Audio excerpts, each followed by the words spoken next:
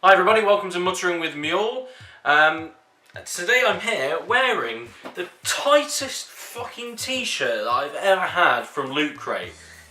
This is still a medium. I'm pretty sure that in 1 month I have not grown so much that this fucking thing is the tightest t-shirt in the world. But I thought that this would be appropriate to wear today. Because yeah, in the last episode I mentioned that I was waiting for an email back from Jesus ready for this episode today, but unfortunately I've not had a response yet, which I thought might happen, so that's fine. So we did a poll on Twitter again to see what you guys wanted me to talk about. I said, do you want to talk about my thoughts on the Nintendo Switch? Or just gaming news in general, what's going on. So that would have probably included the Nintendo Switch as well anyway.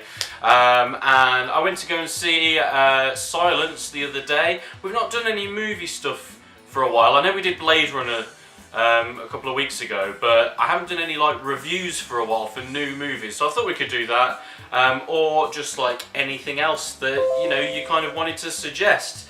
And you decided to go with my thoughts on the Nintendo Switch. So that's what we're going to talk about today. Before we do start with that though, last week I did a bit of a different Muttering with Mule where I just kind of did a rant on camera and it wasn't scripted or anything like that. So, and I thought it went quite well. Like, I really enjoyed it, even though I was pissed off and having a rant for the whole time. But it wasn't too bad. I quite enjoyed the flow of it. It felt natural. It felt more natural than it does when I've written a script. So that's what I've decided to do today. I'm gonna see if this could be like a sort of a new format for Muttering with Mule. Because I started off just recording my voice over some gameplay of Overwatch or something, and I thought that might have been that was a little bit boring. So then I put a lot of effort into scripting it and recording and visuals and editing, and that was good. I did enjoy it, but it takes so long to do that. It takes a ridiculous amount of time. I had a huge amount of pressure to get it out every Thursday, and it was a bit stressful in some ways when I didn't have time to do everything. So because last week was a hell of a lot easier, having to just edit this instead of editing a recording and a few other things as well. So I'm going to try it like this, and let me know what you think in the comments down below. If you prefer it like this, me just rambling on, having a mutter, I mean it is called Muttering with Mule, then cool, we'll stick to that shit. So yeah, that's the little fucking introduction. So yeah, we're going to talk about my thoughts on the Nintendo Switch, because the Nintendo Switch has been getting a huge amount of publicity recently, obviously, with the recent kind of press conference from Nintendo, and the internet is rife with fucking videos about it and discussions, and I was kind of hoping that you guys wouldn't pick it, but apparently it's what you guys want to hear, so fuck it, we'll talk about it. So yeah, the Nintendo Switch has been, well, it's been getting a lot of publicity even before the kind of press release, the presentation last week, and loads of people are excited about it, loads of people can't wait for it. I'm not too sure myself, but we'll discuss it anyway. So the Nintendo Switch is obviously the new console that's going to be released by Nintendo. It's due for release on I believe it's a worldwide release on the 3rd of March this year. And it's kind of a hybrid system. You all probably know, but sod it, some of you may not know, so we'll have a talk about what it is anyway. So it's a hybrid system.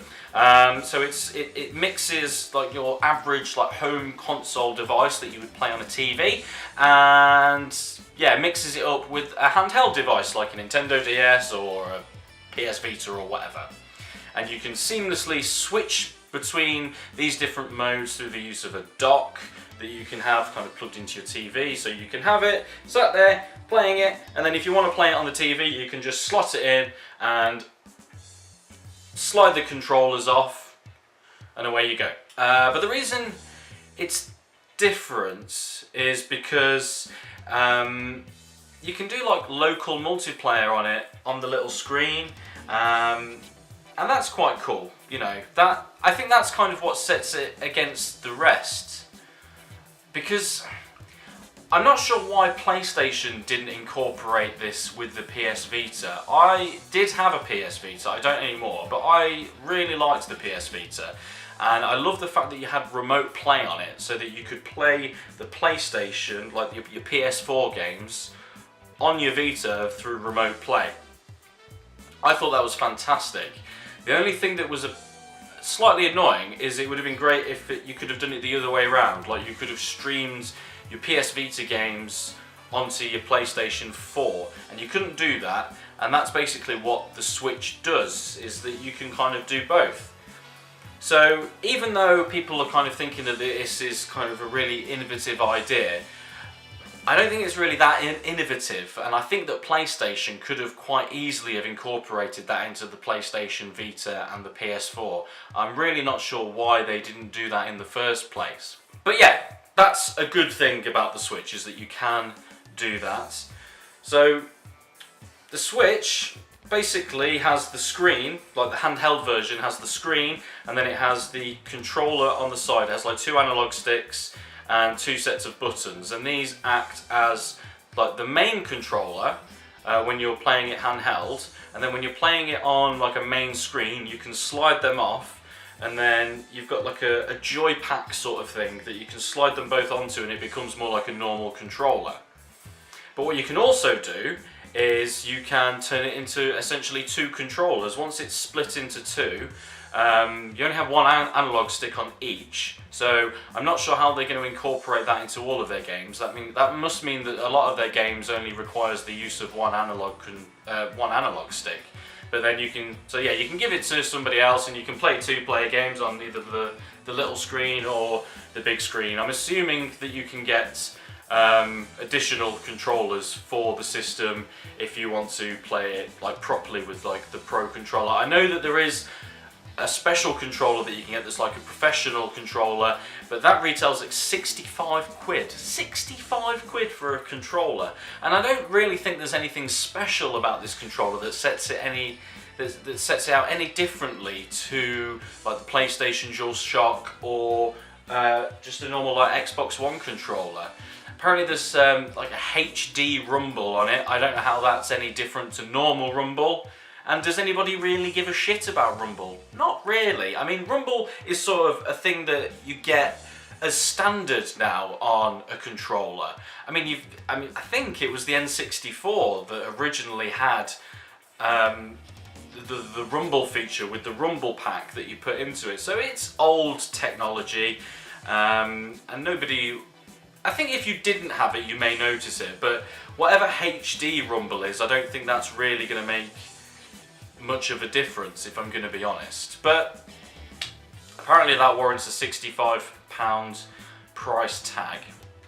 So yeah, the Nintendo Switch, the retail price of that I believe is £279 off the top of my head. It's $250 and £279.99, which is fine, I think.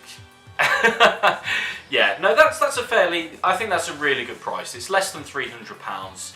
I believe I paid £320 or something for my PS3 when that came out. I believe the PlayStation 4 was the best part of £400 when that came out. I might be mistaken, but you know, it's around that price figure. So the £279 price tag's fine, you know, for what it is. But that being said, it's Nintendo, and I'm comparing it to PS4s and Xboxes, but you just can't really compare them. Well, I say you can't compare them, I'm about to compare them right now, but yeah, I mean, you can't charge the same amount for a Nintendo as you can for a PlayStation 4 or an Xbox One, I don't think, because it's just not up to the same standard of hardware. Nintendo's have always gone more with innovation with regards to gameplay over graphics and, you know, like hardware acceleration or whatever. Which is probably one of the reasons why I'm not going to get a Nintendo Switch, or I don't plan on getting a Nintendo Switch, because I've never been a massive Nintendo fan. I mean, don't get me wrong, I like Nintendo. I love like Pokemon games, and I loved the N64. The N64 is one of the best consoles that has ever come out. Absolutely brilliant. And the N64 had just some of the best games I think like ever released in gaming. I mean, it had GoldenEye. That's all you need. That's all you need in gaming. If you've got an N64 with GoldenEye, you don't need your PS4s or your Xbox Ones or your Nintendo Switches or your big fuck off graphics cards. As long as you got that, you don't need anything. Yeah, I love the N64. There was other obviously fantastic games on the N64. You had things like Shadows of the Empire, the Star Fox game. I can't remember. Was that just called Star Fox? I can't remember. Pokemon Stadium 1 and 2. There was more, but oh, the Legend of Zelda, obviously. But I'm not a huge Zelda fan, I'll admit. Obviously, handheld. Nintendo are the kings and queens of handheld gaming. I had an original Game Boy, I had a Game Boy Color. I had a Nintendo DS Lite. I had a 3DS. I've got a 2DS now that I'm using at the minute. I love my 2DS. But I basically, the handheld games I only have for Pokemon games. I do not play really anything else handheld. I did have a PS Vita, but that was fantastic. But it's just not up there with Nintendo. So, but other than that, like the GameCube, the Wii, I did have a Wii, and that was fine. I mean, but that was just good for playing like Wii Sports with your mates. That's it. In my opinion. And the Wii U, I've never even tried a Wii U, so I can't pass judgment on that. But all of them, as I say, are never really on par with regards to graphics and things like that. But you know, that doesn't matter. Graphics isn't everything. But yeah, it makes it kind of an unfair comparison between the other consoles and Nintendo. But I think it's important to definitely compare some aspects between the two. For example, the Nintendo Switch is obviously going to use game cartridges, which it has to do really. I mean, the PS Vita had to do that obviously. And if they want to make it a hybrid system as a handheld and as a normal home console, that does make sense. But it makes you wonder what the performance is going to be like from a cartridge in this day and age with kind of more high-end games. And I don't know, are games more expensive if you buy them on cartridge? Because I mean, you would assume that like an SD card is more expensive than a Blu-ray disc.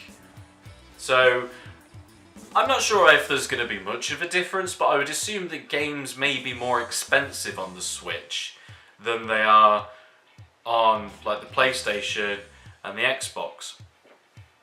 And also, if this is going to replace the DS as the handheld console, then are they going to miss out on sales because they're only going to have like one main device instead of two?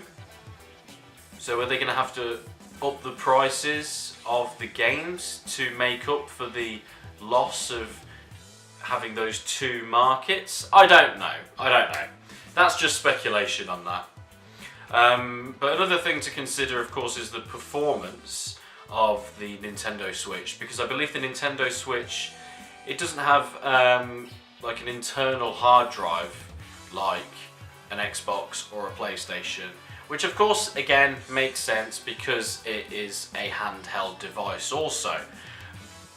But I believe it comes with a 32GB SD card, and that is fuck all if you want to do like digital gaming. I mean, it's easy to fill up your 500 gigabyte PlayStation on games that you download, and that's where technology is going now. That's all going down the digital market, and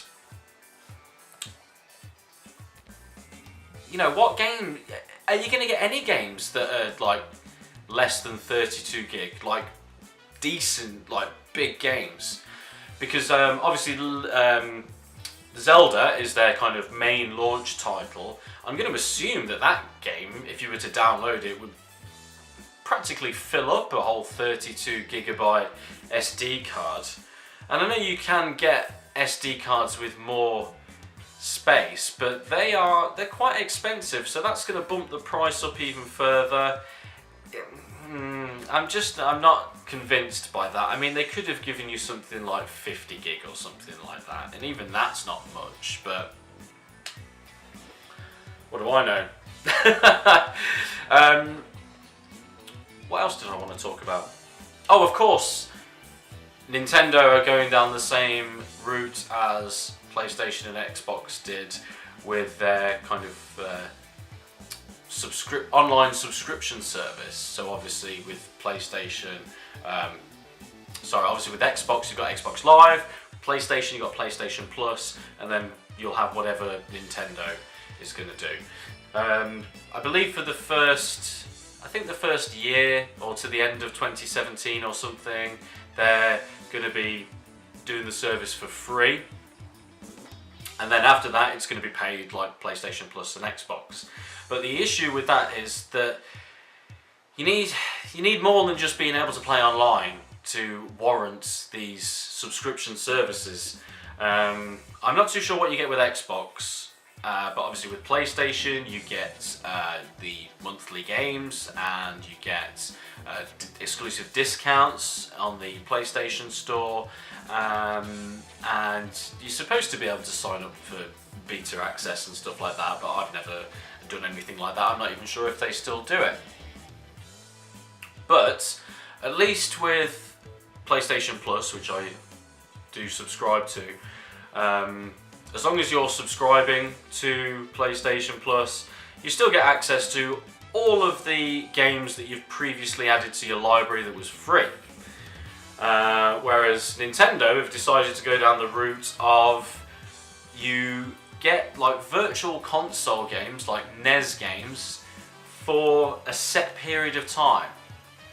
So even if you're a continuing subscriber, you will only get access to one or two, however many particular games for a month. Which is shit. Because the games that like you get through PlayStation Plus, some of them are quite new. I mean, I remember when I first got my PS4, I got it quite early on. I got it the Christmas after it was released, so it wasn't long after its release. And I got Don't Starve on there. Don't Starve was new then, and Don't Starve is brilliant, absolutely brilliant game. And it was new. You do get like new games on PlayStation. They're indie games, you know, most of the time, but you get some real gems from them sometimes. I think Outlast was free on PlayStation Plus. Outlast is brilliant. You know, that's got a huge following, and part of that may probably well be down to the fact that it was on PlayStation Plus. Rocket League, one of my all-time favourite games, was free on PlayStation Plus.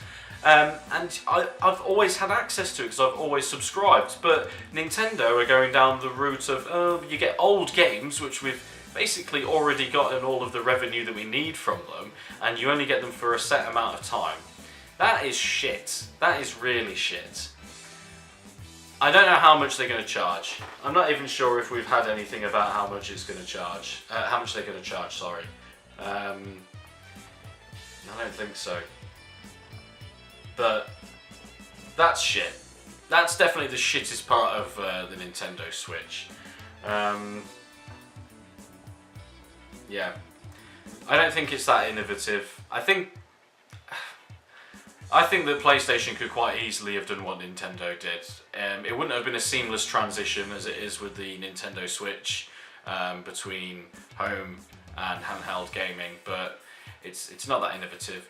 And obviously, one of the games that they're like proper pushing, like you always see it on the trailers and the videos for the Nintendo Switch, is they're pushing Skyrim out on it. Skyrim!